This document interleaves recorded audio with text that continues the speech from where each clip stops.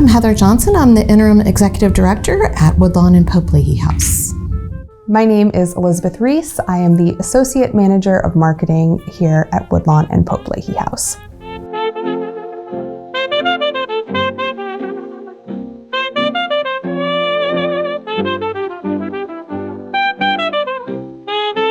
The Pope-Leighey House, which is located here in Alexandria, Virginia, was designed by Frank Lloyd Wright, who is one of the most well-known and renowned American architects, who really developed the mid-century movement and really changed how Americans live in their home. He lived into his 90s, born in 1867, and spent almost an entire adult career as an architect and author. He was extremely prolific. During his time and during that 70 years, he created more than 1,100 architectural renderings. 500 of those renderings are actually built and 400 still exist to this day. Frank Lloyd Wright grew up for most of his childhood in Wisconsin, near his mother's home. And he was not formally educated. He was essentially homeschooled by his mother, who was a teacher, and was greatly influenced by the experiences that she provided for him, as well as many of the materials that helped really guide him into potentially becoming an architect one day. There were blocks that were called foible blocks that are credited with really helping him understand mathematical concepts that would really help with employing the concepts that he would use later in life as an architect. So even though Frank Lloyd Wright had no formal schooling, he did go to the University of Wisconsin for just a few years, but found it very limiting. And eventually, after just a few years, left and started to work in Chicago, where there was really an incredible Renaissance in architecture going on. He worked with Adler and Sullivan. Louis Sullivan was very well known for many of the architectural buildings in Chicago itself. And then he branched out on his own to create his own architectural firm in the late 1890s. And that is when he started with the Prairie style of architecture over the next several decades. And you will see in the Pope-Leighey House that there are several elements of the Prairie style that still exist in this house today, even though this house was built decades after his Prairie style period. There are horizontal lines that he focuses on in the Prairie style. There's an open space concept, and there's really looking for ways to connect to the outdoors.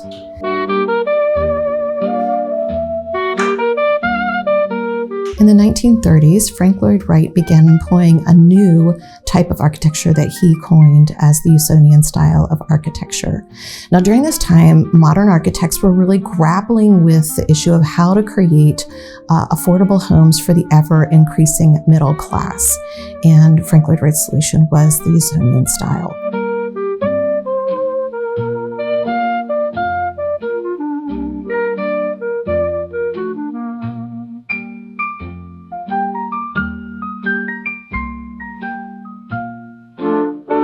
The Pope-Leighey House is a really fine example of Frank Lloyd Wright's Usonian architecture and also organic architecture, blending kind of the indoors and outdoors. You can see this through the use of large window-paned doorways that helped to bring the indoors outdoors. In addition, you will see around the perimeter of the roofline here what are called clear-story windows that are designs that the sun comes through and creates its own artwork during the whole entire course of the day on the walls that are here. So there is no ornamentation on the walls. There's no artwork put up on the wall. Frank Lloyd Wright really considered the house itself to be a work of art and the play of light in the space to be art itself.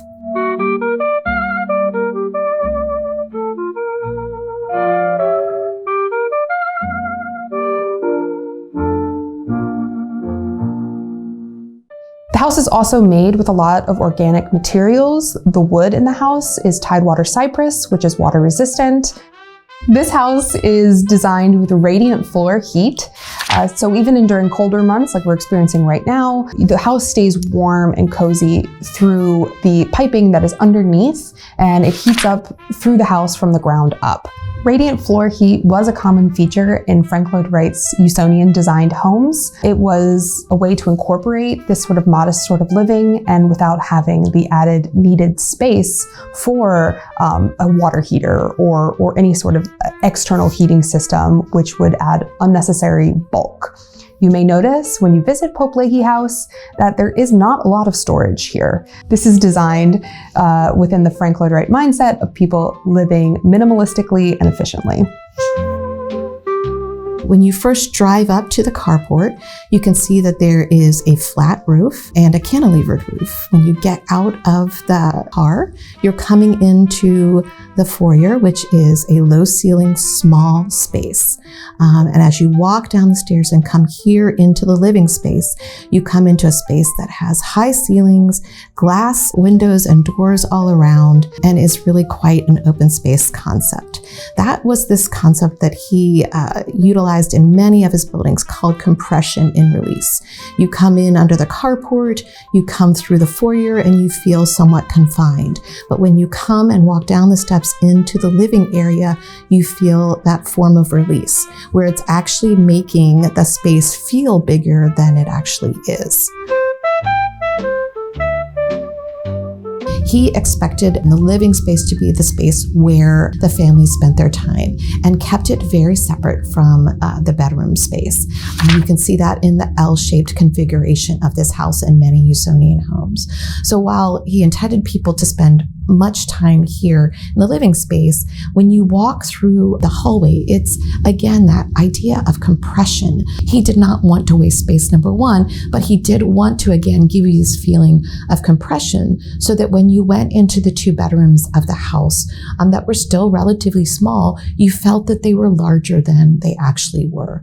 Now in those spaces, again, it was regular ceilings, but there were regular sized ceilings rather than high ceilings, but there were windows in both rooms in order to really continue to connect you with nature.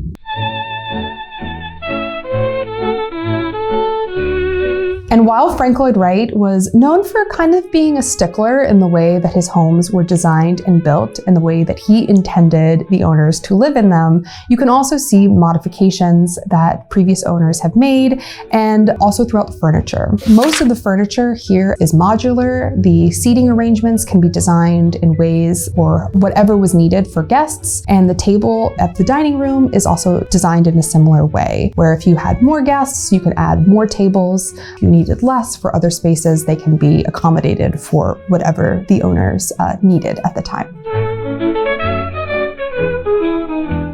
There were some elements that didn't necessarily make sense and weren't quite as useful as you would hope. So in the children's bedroom, for instance, there are bookshelves that have hard edges and that would come to where young children might hit their heads. In the primary bedroom where the parents lived, there were bookshelves where you would be sitting up in bed at night that would prevent you from being able to do that. But he had very specific designs and intentions behind what he did. And the families, honestly, while they tried to make the house their own, they also had to live with some of these restraints.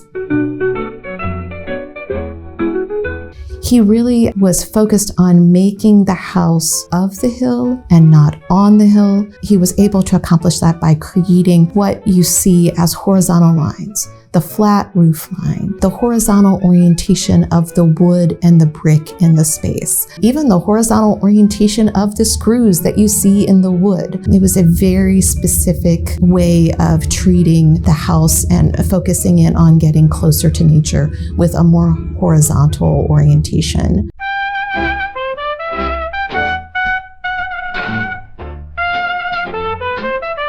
So there were two owners of this house. The Popes, Loren and Charlotte Pope, were the owners who built the house, and Marjorie and Robert Leighey were the second owners of the house. In the 1930s, Loren Pope, who is a copy editor for the Washington Evening Star, and his wife Charlotte Pope have purchased some land in Falls Church, a little bit over an acre. And originally they were going to place a Cape Cod-style house with a white picket fence, which was very typical of the time, on the property. Well, Loren Pope saw this article in the 1938 Time magazine that talked about Wright's Usonian home, and he really became obsessed. He saw Frank Lloyd Wright during a conference, he read his autobiography, and he ended up writing him a 6-page letter imploring him to build him a home. A few weeks later, Wright responds and says, "Of course, I am ready to build your home." And so the two came together at Frank Lloyd Wright's home in Taliesin in Wisconsin to start to design the Pope's home. Now, interestingly enough, the design started off as about 1,800 square feet and about $12,000, which was well outside the Pope's budget. As a copy editor, obviously, Loren Pope didn't have a huge salary, and so they eventually adjusted the renderings to be about a 1,200 square foot house that originally was supposed to cost about $1,500, but in the end, costed a little bit more than $7,000. Although he greatly respected Frank Lloyd Wright, Loren Pope took a couple creative changes to the home that would suit his and his family's needs. A couple of these examples are the vanity table in the main bedroom, some shelving right outside the bedroom next to the bathroom, and the modified additional counter space that you can see in the kitchen. These were all additions that were designed and made by Loren Pope and begrudgingly accepted by Frank Lloyd Wright.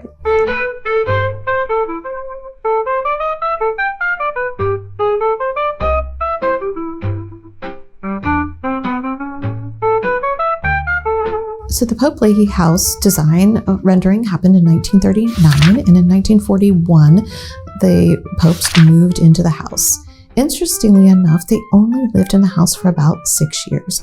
They had a growing family and made a decision to move out to rural Northern Virginia to a farm with the intention that Frank Lloyd Wright would one day be commissioned to do another home there. Unfortunately, the architect passed away before that could happen. So in 1947, the Popes sold the house to Marjorie and Robert Leighey. They were avid fans of Frank Lloyd Wright. They came to the house when there was an ad in the Washington Evening Star, of course, for a Frank Lloyd Wright house that was for sale.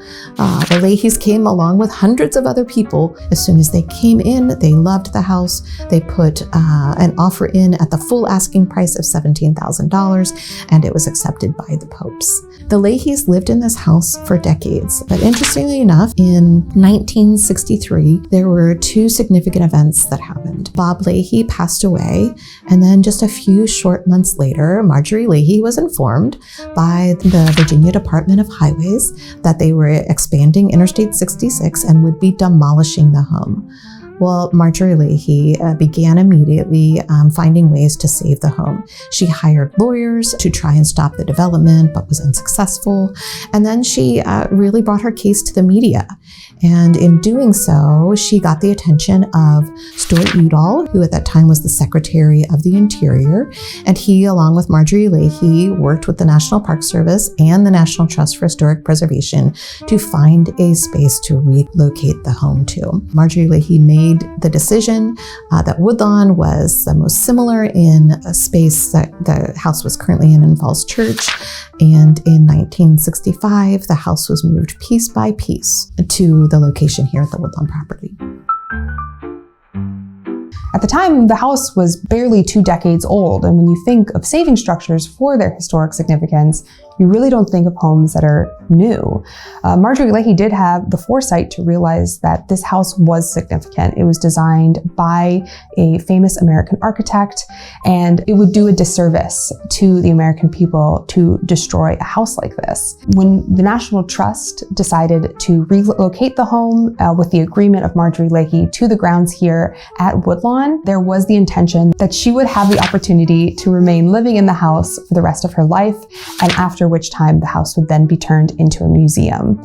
It is thanks to the efforts of Marjorie Leighey that Pope-Leighey is able to operate as a historic house museum today, and that visitors from all over the world have the opportunity to view one of Frank Lloyd Wright's smaller houses, but one of the houses that truly showcases his intention to design a home for middle-class Americans.